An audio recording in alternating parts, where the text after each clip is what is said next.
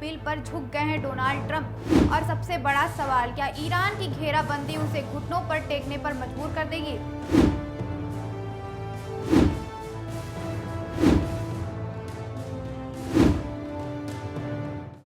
America और Iran के बीच चल रहे तनाव रुकने का नाम नहीं ले रही है। जहां राष्ट्रपति डोनाल्ड ट्रंप ने एक चौंका देने वाला फैसला लेते हुए ईरान के साथ युद्ध विराम यानी कि सीज फायर को बढ़ाने का ऐलान किया है, लेकिन कहानी में ट्विस्ट यहाँ से है कि ट्रंप ने युद्ध को रोका है पर ईरान की सांसें अटकाने वाली हैं। जो नाकेबंदी है उसे और ज़्यादा सख्त कर दिया गया है। अमेरिकी राष्ट्रपति डोनाल्ड ट्रंप ने सोशल मीडिया प्लेटफॉर्म पर इसकी पूरी जानकारी दी है और कहा है कि ईरान के साथ चल रहे युद्ध विराम को फिलहाल के लिए बढ़ा दिया गया है। ट्रंप ने 22 अप्रैल को ईरान के साथ सीज फायर को बढ़ाने की घोषणा करते हुए लिखा है कि यह तब तक लागू रहेगा जब तक ईरानी नेता एक साझा प्रस्ताव पेश नहीं कर देते और चल रही बातचीत पूरी तरह नहीं हो जाती।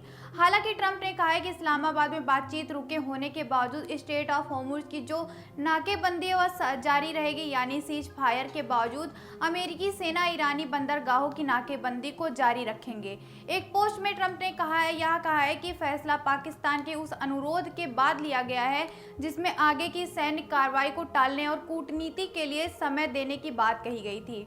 ट्रंप ने सोशल मीडिया पर लिखा इस तथ्य के आधार पर कि ईरान की सरकार गंभीर रूप से बटी हुई है, जो कि कोई हैरानी वाली बात नहीं है, और पाकिस्तान के फील्ड मार्शल आसिम मुनीर और इसी के साथ प्रधानमंत्री शहबाज शरीफ के अनुरोध पर हमने कहा है कि हम ईरान पर अपना हमला तब तक के लिए रोक दें जब तक कि उनके नेता और प्रतिनिधि कोई एक मत प्रस्ताव लेकर नहीं आते। इसी के साथ ट्रंप ने कहा है कि इसीलिए मैंने अपनी सेना को निर्देश दिया है कि वो नाकेबंदी जारी रखें और बाकी सभी मामलों में तैयार और सक्षम रहें, और इसीलिए मैं सीज फायर को तब तक के लिए बढ़ा रहा हूं जब तक कि उनका जो प्रस्ताव है वो जमा नहीं हो जाता और इस पर चर्चाएं नहीं होती, चाहे वह किसी भी नतीजे पर पहुंचे। यह कदम ऐसे समय में आया है जब व्हाइट हाउस ने अमेरिकी उपराष्ट्रपति जे डी वेंस को ईरान के साथ दूसरे दौर की सीज फायर वार्ता के लिए पाकिस्तान यात्रा स्थगित कर दी, क्योंकि ईरान ने आगे की बातचीत से इनकार कर दिया। असल में अप्रैल 2026 में शुरू हुए इस संघर्ष के बाद 2 हफ्तों की शांति का समझौता हुआ था, जिसकी समय सीमा 22-23 अप्रैल को खत्म हो रही थी। पाकिस्तान के फील्ड मार्शल आसिम मुनीर और प्रधानमंत्री शहबाज शरीफ ने उनसे इस युद्ध को रोकने की अपील की थी। इसी अपील के आधार डोनाल्ड ट्रंप ने हमलों पर रोक लगा दिया ताकि ईरान की सरकार को एक बार फिर शांति प्रस्ताव पर विचार करने का मौका मिल सके। युद्ध विराम बढ़ाने का मतलब, सीज फायर बढ़ाने का मतलब यह हुआ या कतई नहीं है कि तनाव कम हो गया। ट्रंप ने अपने सैनिक कमांडरों को साफ निर्देश दे दिया है कि स्ट्रेट ऑफ होर्मुज और ईरान के बंदरगाहों की नाकेबंदी जैसे पहले थी वैसे अब भी रहेगी। अमेरिकी नौसेना ने पूरे इलाके को घेर रखा है। ट्रंप का मानना है कि इस घेराबंदी से ईरान की जो अर्थव्यवस्था है वो पूरी तरह से टूट जाएगी और जब तक ईरान कोई बड़ी डील नहीं करता तब तक यह पाबंदियां, ये जो बैन लगे हुए वो नहीं हटेंगे। हाल ही में अमेरिकी सेना ने ईरान जहाज के भी कब्जे में ले लिया, जिससे यह साफ हो गया, जिससे अमेरिका पीछे हटने के मूड में बिल्कुल नहीं नजर आ रहा। तो दूसरी तरफ ईरान ने अमेरिका के इस फैसले को पूरी तरह खारिज कर दिया है। ईरान की तरफ से भी जवाब देखने को मिला। ईरान की संसद में सलाहकार महदी मोहम्मदी ने जो 2 टूक शब्दों में कहा है कि हारने वाला पक्ष शर्तें नहीं तय करता। ईरान का मानना है कि ट्रंप केवल समय बर्बाद कर रहे हैं और यह सीज फायर उनके लिए कोई मायने नहीं रखता। ईरान के भीतर से अब अमेरिका के खिलाफ सीधे सैन्य कार्रवाई की मांग उठने लगी है, जिससे स्थिति और भी ज्यादा संवेदनशील बनी हुई है। ईरान और अमेरिका के बीच 2 सप्ताह यानी हफ्ते का सीज फायर 22 अप्रैल को समाप्त हो चुका है। सीज फायर वार्ता की स्थिति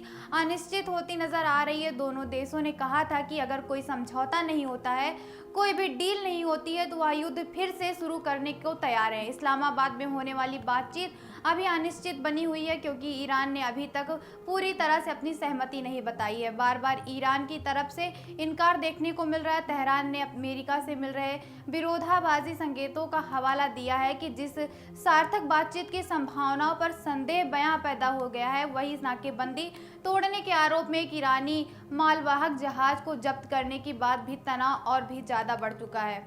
तेहरान ने बदले की धमकी भी दी है। सीज फायर बढ़ाने के बावजूद ट्रंप ने संकेत दे दिया है कि अगर बातचीत नाकाम रहती है तो मिलिट्री कार्रवाई की संभावनाएं बन जाएंगी। उन्होंने मिलिट्री को निर्देश दिया है कि वह तैयार रहें। उन्होंने कहा है कि सीज फायर तब तक चलेगा जब तक ईरान कोई भी प्रस्ताव नहीं देता है और बातचीत किसी न किसी तरह खत्म नहीं हो जाती। सीज फायर के बीच दोनों पक्ष एक दूसरे को चेतावनी देते नजर आ रहे हैं। हालांकि डिप्लोमेटिक चैनल भी खुले हुए हैं। अमेरिका सीज फायर के ऐलान के बाद प्रधानमंत्री शहबाज शरीफ ने पाकिस्तान के प्रधानमंत्री ने ईरान के साथ चल रहे यूएई इजराइल संघर्ष में सीज फायर बढ़ाने पर सहमत होने के लिए डोनाल्ड ट्रंप को धन्यवाद दिया। शरीफ ने कहा है कि इस कदम से डिप्लोमेसी और समय मिलेगा और ज़्यादा टाइम मिलेगा। इस तनाव का सीधा असर अब दुनिया भर के बाजारों पर भी देखने को मिल रहा है। एक्सपर्ट्स का मानना है कि अगर यह तनाव और ज़्यादा ऐसे ही खिसकता है तो सोने और चांदी की कीमतों में बड़ा उतार चढ़ाव देखने को मिल सकता है। क्या ट्रंप की यह रणनीति ईरान के मेज पर लाने में सफल होगी या किसी बड़े तूफान से पहले की शांति है? इस पूरी दुनिया की नज़रें टिकी हुई हैं। अब सवाल यह है कि अमेरिका और इजराइल जैसे महाशक्तियों के हमले झेलने के बाद भी ईरान झुक क्यों नहीं रहा।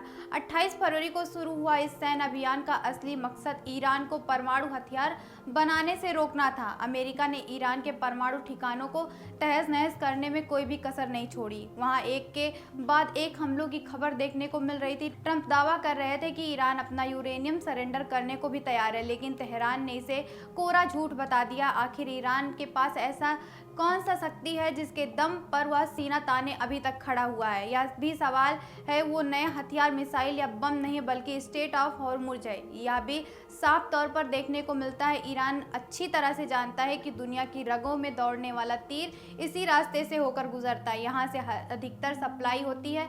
स्ट्रेट ऑफ हॉर्मुज की जो फारस की खाड़ी है, ओमान की खाड़ी से होता हुआ जाता है। इसकी अहमियत का अंदाजा इस बात से लगाया जा सकता है कि दुनिया के कुल तेल का खपत 20% हिस्सा सिर्फ इसी सकरे रास्ते से निकलता है। युद्ध से पहले यहाँ से हर दिन करीब 2.5 करोड़ बैरल कच्चा तेल भारत, चीन और जापान जैसे देशों तक पहुँचता था, लेकिन जब से ईरान ने इस रास्ते पर पकड़ मजबूत की है, पूरी दुनिया में ईंधन की हाहाकार मची हुई है।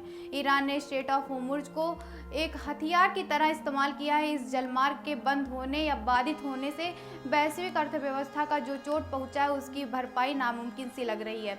बहुत सारी चुनौतियां हैं। अमेरिका वित्त कंपनी मॉर्निंग स्टार के मुताबिक इस तनाव की वजह से दुनिया को 30 अरब डॉलर से 2.2 ट्रिलियन डॉलर तक नुकसान झेलना पड़ सकता है। यही वजह है कि सऊदी अरब, मिस्र और तुर्की जैसे देश भी इस स्थिति को बड़ी घबराहट के साथ देखते हैं।